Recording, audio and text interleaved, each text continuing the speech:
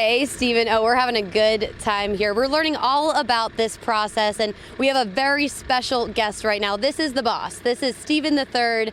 He is in charge of everybody. We met Patrick, his grandson. Right. We met his son, Yeah. Stephen the Fourth, and you're Stephen the Third, and you've been in the business for a while. That's right. I've been here since 1973. Our family since 1868, growing cranberries and blueberries in the pinelands of New Jersey.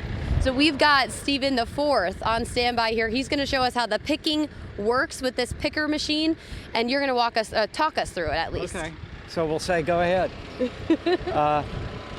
We flooded the bog starting early this morning with about 6-8 inches of water, just enough to make the cranberries try to float, but they're attached to the vine. But now we're hitting them with a picking machine, and that swirls the vines a little bit, and then it causes berries to float to the surface. It makes So this is we were standing in a little bit ago. Yes. And we were talking about how much weather kind of has such a big impact on what you got here, right? Weather is very important. Frost is bad for us in the spring. A little bit. So we have a lot of monitoring stations throughout the bogs to watch the temperature.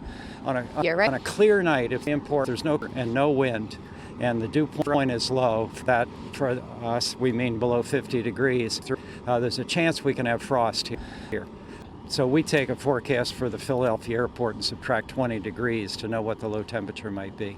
So being in this business since '73, what are some of the biggest things you've noticed about the climate over that time? Well, I think taking the long view, the climate is clearly warmer. We have less frost nights in the spring. 10 years ago, we would have 15, but in the month of May.